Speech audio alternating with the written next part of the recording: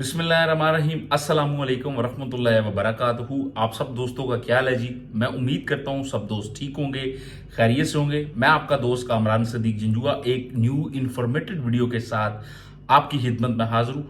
आज की वीडियो में मैं आपको अपडेट करूंगा यूएई विजिट वीज़ा के हवाले से, दुबई विजिट वीज़ा के हवाले से क्या इन्फॉर्मेशन है, क्या लेटेस्ट अपडेट है। अगर आप में से कोई भी दोस्त जो है वो यूएई दुबई विजिट वीजा पे इन दिनों जाना चाह रहा है तो उसके लिए क्या लेटेस्ट इंफॉर्मेशन उसके पास होना जरूरी है, किन किन चीजों का उसको ख्याल करना पड़ेगा।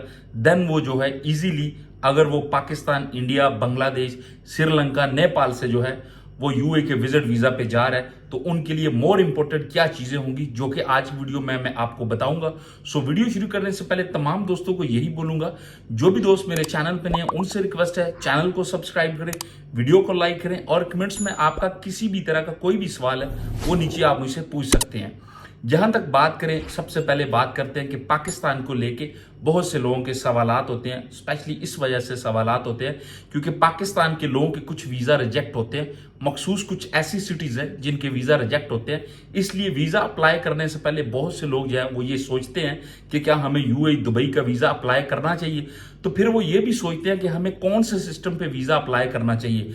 वीजा अप्लाई करने के लिए जो बेसिकली यूए के सिस्टम्स है वो मैं आपको बताता चलूं। उसमें से नंबर 1 पे है दुबई है, उसके बाद अबू धाबी है, देन शारजा है। ये बेसिकली 3 स्टेट हैं जो कि यूए का विजिट वीजा इशू करती हैं 1 मंथ, 2 मंथ, 3 मंथ। इनमें से कुछ जो स्टेट है यानी कि अबू धाबी और शारजा जो है वो 2 मंथ और 1 मंथ का वीजा देती हैं, जबकि दुबई 3 मंथ का भी वीजा देती है। लेकिन अगर आप जॉब सर्च के लिए जा रहे हैं तो आपके लिए बेस्ट और बेहतरीन जो ऑप्शन है वो तो यही है कि आप 2 मंथ का विजिट वीजा जो है वो अप्लाई करें, क्योंकि डायरेक्ट आप जब अगर 3 मंथ का विजिट वीजा अप्लाई करेंगे तो उस पर आपके रिजेक्ट होने के चांसेस ज्यादा होते हैं। और वैसे भी दुबई के सिस्टम पे जब आप वीजा अप्लाई करते हैं तो दुबई का जो सिस्टम्स है वो जो सिस्टम चेक करने का, डॉक्यूमेंट्स चेक करने का जो रिक्वायरमेंट उनकी होती है वो डीपली चेक करते हैं, मतलब तफसील के साथ वो चेक करते हैं। तो इसलिए आप या तो शारजा के सिस्टम पे वीजा अप्लाई करें, ये स्पेशली मैं पाकिस्तानियों की बात कर रहा हूं। इंडिया के लोग किसी भी सिस्टम पे वीजा अप्लाई करेंगे तो उनका वीजा निकलेगा, उनका रिजेक्ट नहीं होगा। तो पाकिस्तानी जो है वो शारजा या फिर अबू धाबी के सिस्टम पे वीजा अप्लाई करें, या तो 1 मंथ का अप्लाई करें या तो 2 मंथ का विजिट वीजा अप्लाई करें, तो उनका मसला नहीं बनेगा, वीजा निकलेगा। इन दिनों जो वीजा निकलने की रेशो है वो अच्छी है, मतलब अच्छी क्वांटिटी में जो है वो वीजा निकल रहे हैं, रिजेक्ट होने के चांसेस बहुत कम हो जाते हैं इन दिनों की अगर मैं बात करूं। अब यहां पे एक चीज ये पूछी जा रही है कि जी जब वीजा निकल आता है किसी भी बंदे का तो उसको ट्रैवल किस तरह से करना चाहिए, ये बहुत से लोग पूछते हैं। ट्रैवल करने के लिए मैं आपको बताता चलूं कि अगर आप पाकिस्तान से हैं, आप ट्रैवल करना चाह रहे हैं यूएई की किसी भी स्टेट में, किसी भी स्टेट का आपको वीजा इशू होता है, तो आप बेस्ट आपके लिए जो एयरपोर्ट्स होंगे वो शारजा एयरपोर्ट है, अबू धाबी एयरपोर्ट है, दुबई भी है, या फिर फजीरा पे भी आप जो है वो ट्रैवल कर सकते हैं, रसल खैमा पे भी आप ट्रैवल कर सकते हैं। लेकिन जो मोस्टली लोग हैं जो ट्रैवल करते हैं वो या तो फिर दुबई में करते हैं या तो शारजा में करते हैं। तो शारजा में ट्रैवल करने के लिए आपके पास शो ऑफ मनी लाजम नहीं है। ये मैं आपको लेटेस्ट अपडेट अभी बताता चलूं, क्योंकि कुछ मेरे पिछले टाइम में, मतलब कुछ दिन पहले जो है वो मेरे कुछ लोग गए हैं जिनके पास शो ऑफ मनी नहीं थी और उनसे नहीं देखा गया। अब उनसे क्या चीज देखी गई शारजा के एयरपोर्ट पे, उनसे उनकी जो होटल बुकिंग थी वो देखी गई, उनसे उनकी जो कंफर्म रिटर्न टिकट थी वो देखी गई। तो ये 2 चीजें जो थी उनसे मोर इंपॉर्टेंटली यही देखा गया। तो होटल बुकिंग की अगर बात करें तो आप किसी भी ऑनलाइन जो वेबसाइट है, होटल बुकिंग.com है, booking.com है, agoda.com है, या इस तरह से और भी कुछ ऐसी एप्लीकेशंस हैं, ऐसी वेबसाइट हैं जिनसे आप होटल बुकिंग कर सकते हैं। कंफर्म ना करें लेकिन आप वहां पे उनकी जो बुकिंग है वो कर लें और पे का ऑप्शन जो है वो आप ये रखें कि हम वहां पे जाके पे करेंगे। तो होटल बुकिंग आप उससे भी कर सकते हैं, उस एप्लीकेशन से भी। कंफर्म रिटर्न टिकट आपके लिए फायदेमंद है। बाद में आप अपने ट्रैवल एजेंट को कह देते हैं कि मेरी जो कंफर्म रिटर्न टिकट है, अगर आपका वीजा वहां पे हो जाता है तो आप उसको बोलें कि इसको कैंसिल कर दे, तो वो आपका कैंसिल कर देगा। उस पर थोड़े से आपके 5-7 हज़ार या 10 हज़ार पाकिस्तानी रुपीज लग जाएंगे, लेकिन वो आपके लिए बेस्ट होगा।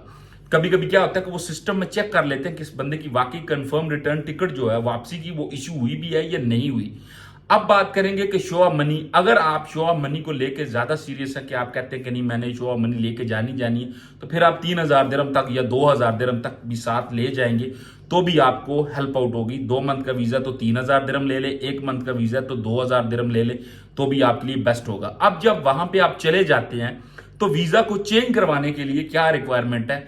अगर तो आपको दुबई की कंपनी आपको वर्क वीजा दे देती है, मतलब आप वहां पे गए यूए के अंदर और आपकी जॉब होगी किसी दुबई की कंपनी में, आपकी जॉब होगी, तो दुबई की कंपनी वाले जो हैं वो आपको आउटसाइड नहीं जाना पड़ेगा, मतलब ओमान या आपको कतर या आपको सऊदी या फिर आपको बहरीन वगैरह किसी भी दीगर कंट्री में या आपको वापस होम कंट्री में नहीं आना पड़ेगा। ये इंडियंस के लिए भी रूल्स है, ये पाकिस्तानियों के भी रूल्स है।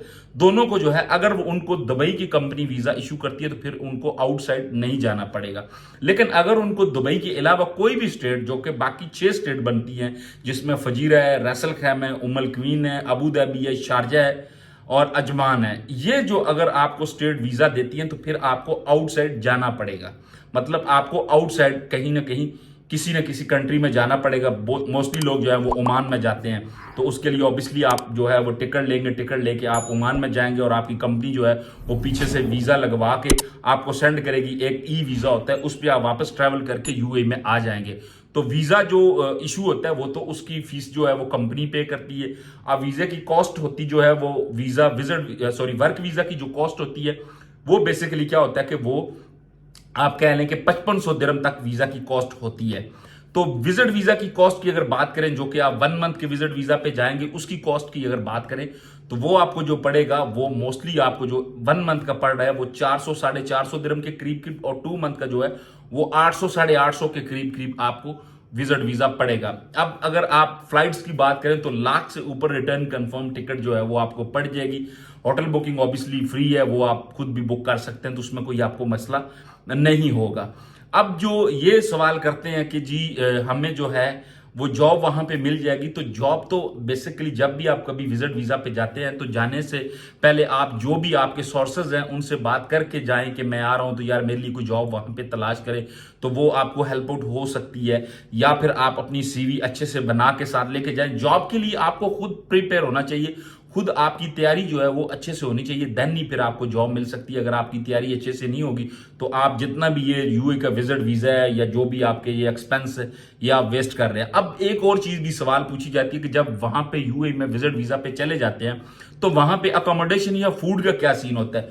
तो अकोमोडेशन इजीली जो है वो 250 से 300 दिरहम तक पर मंथ के हिसाब से शेयरिंग में आपको कहीं ना कहीं पे मिल जाती है। वो इतना डिफिकल्ट नहीं है, इसको लेके बहुत से लोग सोचते हैं, मैं बताता चलूं ये डिफिकल्ट नहीं है। फूड की बात करें तो फूड भी सेम ही है, 250 से 350 दिरहम तक अच्छा फूड मिल जाता है। वो आप किसी रेस्टोरेंट पे भी लगवा लेते हैं पर मंथ के हिसाब से, वो कुछ आपसे एडवांस पैसे लेते हैं, फिर आपको आफ्टर मंथ वो आपसे लेते हैं। और उसके अलावा अगर आप किसी के साथ हांडी वाली, जिसको घर में रूम में खाना बनाना कहते हैं, वो भी रखते हैं, तो उसमें भी जो टोटल आपका पर मंथ के हिसाब से एक्सपेंस आएगा वो तकरीबन जो है वो आपका 250 से 300 दिरहम आ जाएगा। नॉर्मल बंदे का इतनी खाने का जो बनता है महीने का बिल वो इतनी बनता है। सिम की बात करें तो सिम भी उसमें मैंने डिटेल्स में वीडियो डाली हुई है, अगर आप मेरे चैनल पे जाएंगे तो वहां पे आपको जो सिम के रिलेटेड बैलेंस के रिलेटेड वीडियो है वो भी आपको मिल जाएगी। तो बेसिकली यही तरीकाकार है कि अगर आप पाकिस्तान या फिर इंडिया या फिर नेपाल या फिर बांग्लादेश से यूए के विजिट वीजा पे जाते हैं तो इसी तरीके से जो है वो आप वहां पे रह के जॉब तलाश कर सकते हैं, वीजा चेंज कर सकते हैं, या इन चीजों का आपको ख्याल रखना होगा। सो मैं उम्मीद करता हूं कि ये वीडियो आपको अच्छी लगी होगी, इसमें आपको इन्फॉर्मेशन मिली होगी यूए विजिट वीजा के हवाले से। अगर आप में से कोई भी दोस्त मजीद किसी भी तरह की वीजा के रिलेटेड या यूए के किसी भी रिलेटेड कोई इन्फॉर्मेशन लेना चाहता है तो वो नीचे चैनल को सब्सक्राइब करने के बाद कमेंट्स में मुझसे पूछ सकते हैं। मैं उम्मीद करता हूं कि ये वीडियो आपको अच्छी लगी होगी। अगर वीडियो अच्छी लगी तो वीडियो को लाइक करें। जो भी दोस्त मेरे चैनल पे नए हैं उनसे रिक्वेस्ट है चैनल को सब्सक्राइब जरूर करें। Thank you so much ji, अल्लाह हाफिज।